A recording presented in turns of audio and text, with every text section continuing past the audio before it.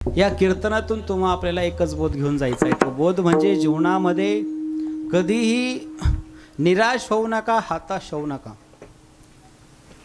जीवनात तुम्हाला कोणी फसवलं, कोणी अडचणीत आणण्याचा प्रयत्न केला, कोणी तुम्हाला त्रास देण्याचा प्रयत्न केला, तर त्याच्यावर नाराज होऊ नका, तर त्याचे आभार व्यक्त करा. कारण त्यांनी वेळेस तुम्हाला सावध केलं आणि स्वतःच्या स्वभावाची पावती दिली. आलं लक्षामध्ये? आपलं तुमचं हेच चुकतं. कोणी तुम्हाला फसवलं का तुम्ही नाराज होतात, की अमक्याने मला असं केलं, टमक्याने मला तसं केलं, माझं सुंदर चालत होतं, तो मला आडवा आला, माझं सगळं बंद झालं, नाही का? हे आपल्या जीवनातल्या समस्या आहेत. पण तुमच्या सर्वांच्या माहितीसाठी सांगतो मी, जे काही तुमच्या जीवनात घडतंय, चांगलं घडत असेल ना, तर एक लक्षात ठेवा, जे काही चांगलं घडत असेल ना, तर तुमच्या जीवनामध्ये ते चांगलं घडण्यामागे भगवंताची कृपा आहे असं समजा. आणि जर मनाविरुद्ध घडत असेल तर असं समजा की त्यामध्ये भगवंताची इच्छा आहे.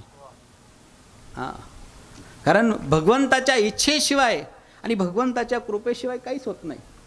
पण जीवनामध्ये दोन गोष्टी नेहमीच लक्षात ठेवायच्या, नेहमीच लक्षात ठेवायच्या, की जर चांगलं झालं तर भगवंताच्या कृपेने झालं, आणि वाईट होत असेल तर कदाचित ती भगवंताची इच्छा असेल, असं म्हणून विषय सोडून द्यायचा. कारण जीवनामध्ये तुम्हाला फसवणारा व्यक्ती तुम्हाला फसवत नाही, तर तो स्वतःला फसवतो. जीवनामध्ये सर्व काही मिळतं, पण चांगली माणसं मिळत नाहीत. आणि फसवणारा तुमच्याकडून काय घेऊन गेला बरं? काय फसवणारा तुमच्याकडून काय घेऊन गेला? चांगला जर बारकाईने विचार केला तर. एकदा एका साध्या माशीने मधमाशीला प्रश्न विचारला. काय? साध्या माशीने मधमाशीला प्रश्न विचारला, म्हणे, का ग तू फुलावर बसते, मकरंद सेवन करते, तू फुलावर बसते, मकरंद सेवन करते, मकरंद सेवन करून झाल्यावरती कुठेतरी एका झाडावर बसते, त्या झाडावर बसल्यानंतर त्या ठिकाणी सुंदर असं मध तयार करण्यासाठी घरटं तयार करते, त्याच्यावर तू मध तयार करते. आणि काय होतं कालांतराने? कोणीतरी नास्तिक येतो, दगड घेतो आणि त्या मधाच्या पोळ्यावर मारून टाकतो, नाही का? दगड हाणून फेकतो, आणि दगड हाणून फेकल्यावर काय होतं? सगळ्या माश्या उडून जातात आणि तो मध घेऊन जातो. त्यावर त्या मधमाशीने त्या साध्या माशीला उत्तर दिलं. महाराज, त्या मधमाशीने साध्या माशीला उत्तर दिलं की दगड मारणारा मी बनवलेला मध घेऊन जाऊ शकतो, दगड मारणारा मी बनवलेलं मध घेऊन जाऊ शकतो, मध बनवण्याची कला माझ्याकडून घेऊन जाण्यात त्याच्यात अजून धमक. जर तुमचा कोणी अधिकार मारत असेल ना, जर तुमच्या वाटेचं कोणी घेऊन जात असेल, तर तो फक्त तेच नेऊ शकतो जे तुमच्या हातात आहे. नशिबातलं घेण्याचा अधिकार अजून कोणाच्या हातात आलेला नाही. तुमच्या नशिबातलं हे तुम्हालाच मिळणार आहे. तुमचंही दुःख खरं आहे, काय तुमच्याही यातना खरं आहे. मला कळतंय ते, काय मला कळतंय ते. छत्रपती शिवाजी महाराजांपासून तर रामचंद्र प्रभूपासून तर कृष्ण परमात्म्यापर्यंत जो काही इतिहास आहे, त्या प्रत्येक इतिहासाच्या प्रत्येक पानावर फक्त आणि फक्त दगा देणारी माणसं असतील तर ती फक्त आपलीच असतात, बाहेरची नाहीत. अहो, एकदा सोनाराची गली आणि लोहाराची गली अशी समोरासमोर होती, नाही का? तर सोनाराच्या गलीमध्ये ते घन, नाही का, ते घन सोनं आणि ते सारखं ते ऐरणीवरती ते मारणं चालू होतं. मग तो आवाज कसा असतो? टक टक टक टक टक टक, नाही का? आणि तिकडे लोहाराच्या गलीमध्ये साहेब, तिकडे पण घन आहे, तिकडे पण लोखंडाची मोठी ऐरण आहे, आणि तिकडे सुद्धा मोठ्या मोठ्याने वार चालू आहे. पण तिकडचा आवाज जो आहे तो धनाधन धनाधन धनाधन, नाही का? मग या सोन्याच्या तुकड्याने लोखंडाच्या तुकड्याला प्रश्न विचारला, म्हणे, का रे, मला माझा सोनार अग्नीमध्ये तापवतो, परत हातोड्याने माझ्यावर वारही करतो, मी काय एवढ्या आरडाओरडा करत, मी आपलं लागतं म्हणून टन टन टन टन करत राहतो. पण त्या सापेक्ष तसंच तुझं पण आहे. तुलाही तुझा लोहार अग्नीमध्ये तापवतो, आणि आकार देण्यासाठी तुलाही तो घन हातोड्याने मारतो, पण माझा जेवढा आवाज येतो त्यापेक्षा तुझा 100 पटीने आवाज मोठा असतो. धनाधन धनाधन असा आवाज येतो. त्या सोन्याचं सगळं ऐकून घेतलं त्या लोखंडाने, आणि लोखंडाने त्या सोन्याला उत्तर दिलं. म्हणे बघ भाऊ, माझं एवढं समजून घे फक्त. म्हणे विषय असा आहे की तू आहे सोनं, काय तू आहे सोनं, आणि तुला मारणारा लोखंडाची हातोडी, नाही का. तू आहे सोनं आणि तुला मारणारा जो धातू आहे तो लोखंडाची हातोडी, म्हणजे लोखंड तुला मारतंय. माझं तसं नाही ना. म्हणे मी मार तर खातोच, पण मी लोखंड आणि मला मारणारा सुद्धा लोखंडाची, मला मार खातो त्याचं नाही वाटत म्हणे काही. मनात भाऊ मला कुठंच त्यानं जास्त वाटत म्हणे मला. आलं का लक्षामध्ये? हा, तुमचं आमचं प्रत्येकाचं दुखणं एकच आहे. तुमचं आमचं प्रत्येकाचं दुखणं एकच आहे. आपल्याला गव्हापासून जगापासून काहीच त्रास नाही. आपलीच माणसं आपल्याला त्रास देतात. आपलीच माणसं आपल्याला त्रास देतात. म्हणून त्रासाचं काही होत नाही हो. त्रासाचं काहीच होत नाही, पण आपला देतोय ना त्याचं दुःख होतं. विठ्ठल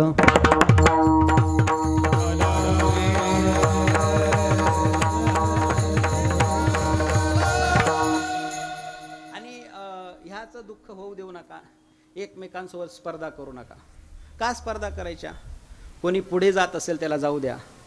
जर कोणी आपल्यातलं मागे राहत असेल तर त्याला कुठल्या गोष्टीची कमतरता आहे त्याची दखल घ्या आणि त्याला सुद्धा आपल्या सोबत नेण्याचा प्रयत्न करा. याला माणुसकी म्हणतात. पण तुमचं असं चाललेलं आहे. हां, असं आपलं सर्वांचं गणित असं आहे की जर पुढं जायचं असेल तर मी एकट्यानेच जायला पाहिजे, म्हणजे मन एकला आणि मक्तेदारी वादी, असा भाव आपल्या मनामध्ये आहे. हा भाव मनातून काढून टाका आणि जीवनामध्ये यशस्वी होण्यासाठी, काय जीवनामध्ये यशस्वी होण्यासाठी चांगल्या माणसांचा कासरा धरा. कुणाचा? चांगल्या आणि शहाण्या माणसाचा.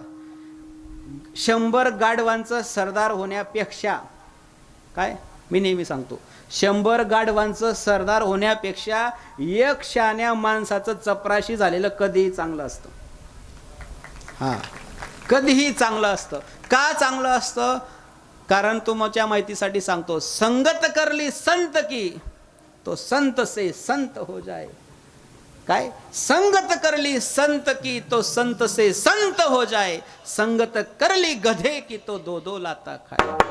हा, एकदा काय झालं, एका राजाने माकडाची संगत केली आणि माकडाची संगत केल्यानंतर माकडाला सांगितलं, म्हणे असं कर, मी आता शयनकक्षामध्ये निवांत झोपायला चाललो, मला डिस्टर्ब होता कामा नाही, माशी सुद्धा आतमध्ये शिरता कामा नाही. काय? माशी सुद्धा आतमध्ये यायला नको पाहिजे. त्यांनी म्हटलं ठीक आहे.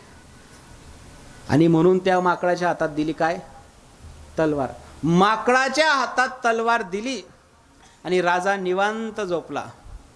काय? राजा निवांत झोपला. आता माकडाला काय सांगितलं होतं? आतमध्ये माशी सुद्धा शिरायला नको. आणि म्हणून माकडाने माशी बघितली आणि माकडाने शयनकक्षामध्ये प्रवेश केला. आता माशी अगोदर इकडे तिकडे बसायची, हळूहळू उडत उडत उडत उडत ती माशी बरोबर राजाच्या नाकावर बसली. आता माकड म्हणे, माझ्या राजाने मला आदेश केलाय, माशी सुद्धा शिरता कामा नये, झोप मोडता कामा नये. या माशीला मी सोडत नसतो. म्हणून त्याने जशी तलवार घेतली तशी माशी उडवूनच टाकली ना. हा, माशी उडवली का राजा उडवला? हा, जीवनामध्ये लक्षात ठेवा, संगत करायची असेल तर संतांचीच करायची.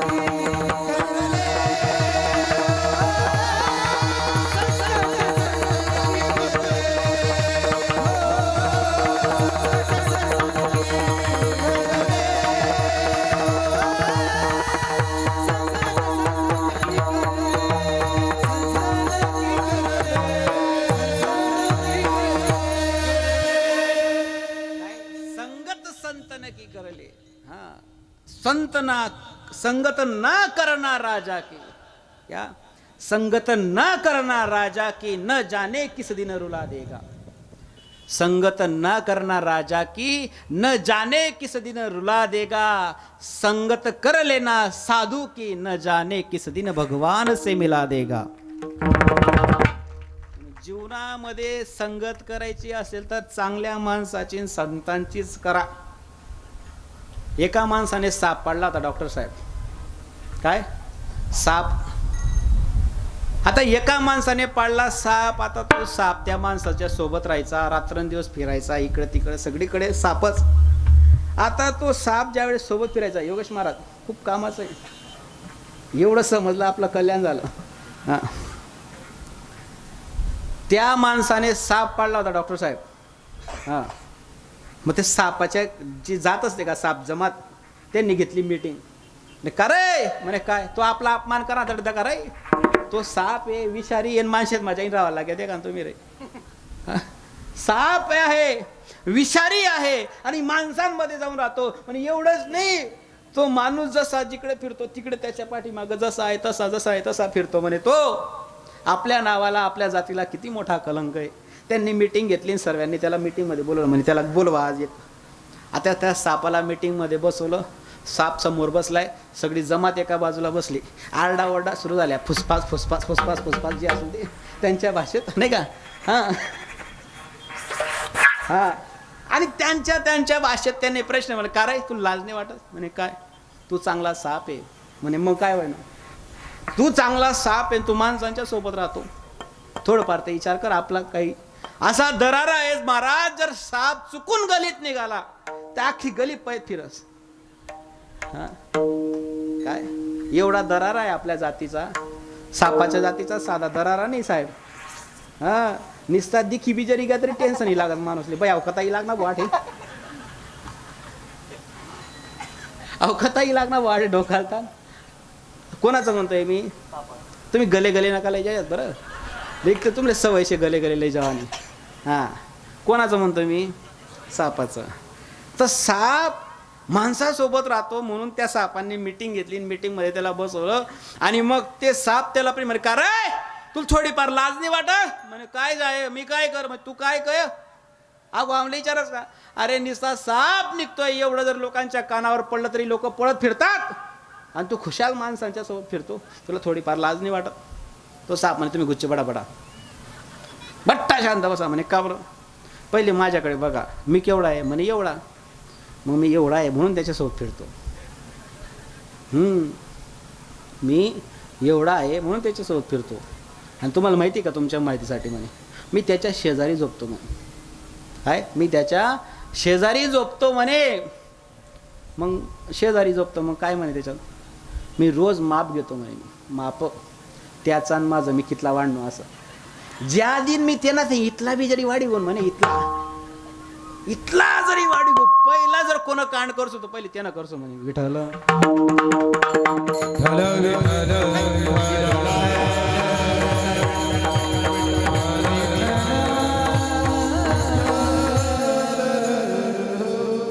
तुमले आता याव साप समजी घ्या, मी काय तुमले आता जास्त एक्सप्लेन करीन सांगत।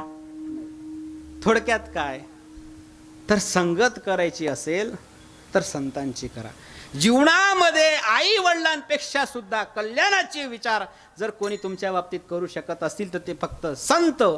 काय केले उपकार सांगू मी काय बाप न करे ऐसी माय, ओ जे बाप करू शकत नाही, जे माय करू शकत नाही ते संत करू शकतात। म्हणून संगत जर करायची असेल तर संतांची करा, कारण संतांची संगत केल्यानंतर प्रत्येक जीवाचा उद्धार झाल्याशिवाय राहणार नाही। या ठिकाणी मी माझं बोलणं थांबवतो, कारण आता मला वाटतं 11:15 झाले असतील, नाही का? हां 12 झाले, 11:15 झालेत आणि 15 मिनटं आपल्याकडे शिल्लक आहेत। जबाबदारीचं कीर्तन आहे आपल्या या कार्यक्रमामध्ये। 7-8 दिवसापासून 6 दिवसापासून अनेक दात्यांचं अनमोल असं सहकार्य ठरलेलं आहे आणि त्यांच्या सहकार्याला एक आभार प्रदर्शन करणं हे आपलं नैतिक जबाबदारी, नैतिक कर्तव्य आहे। या गोष्टीचं लक्षात ठेवून सर्वात महत्त्वाचं तुम्हाला मला असं सांगायचं आहे की आपल्या या चालत असलेल्या कार्यक्रमाला शेवटच्या दिवशी प्रसादाचंही नियोजन आहे. म्हणून ज्याला ज्याला यथाशक्ती जसं काही दान करता येत असेल, काल महाराजांनी सुंदर सांगितलं. काय सांगितलं महाराजांनी? काय वाक्य होतं ते? काय? जो दान करत नाही तोच काहीतरी असं श्रीमंत आणि दान असं काहीतरी होतं ते, मला तर काही लक्षात नाही ते, पण दान करावं असं काहीतरी बोलले होते बाबा. तर दान करायलाच पाहिजे. हा, गरीबाने काम केलं पाहिजे आणि श्रीमंताने दान केलं पाहिजे. म्हणून मंडपात आलेले सगळे श्रीमंत आहेत, पण कशाचे? मनाचे श्रीमंत आहेत. म्हणून फुल नाही तर फुलाची पाकळी या न्यायाने का होईना आपण या कार्यक्रमाला हातभार लावून पूर्ण करणार. आणि ह्या वर्षी जरी आपण 500,000 जमलेलो आहोत, पण पुढच्या वर्षी आपण पूर्ण मंडप भरण्याची जबाबदारी घेऊ. घेता का नाही? कोणाला वाटतं हा कार्यक्रम इथं दरवर्षी व्हायला पाहिजे असं? हात वरती करा बरं. डॉक्टर साहेब येता काढतात आता. साहेब देखलं बरं. हां, आमनी मेजॉरिटी जास्त आहे, ध्यान मटेवणं पडी. हां, असं आहे का? हां, कार्यक्रम व्हायला पाहिजे. हां, साहेबांचा शब्द येऊन गेला आहे, पुढच्या वर्षी कार्यक्रम होणार म्हणजे साहेब. हा, ते बोला. हो, टाळ्या वाजवा साहेबांसाठी एकदा.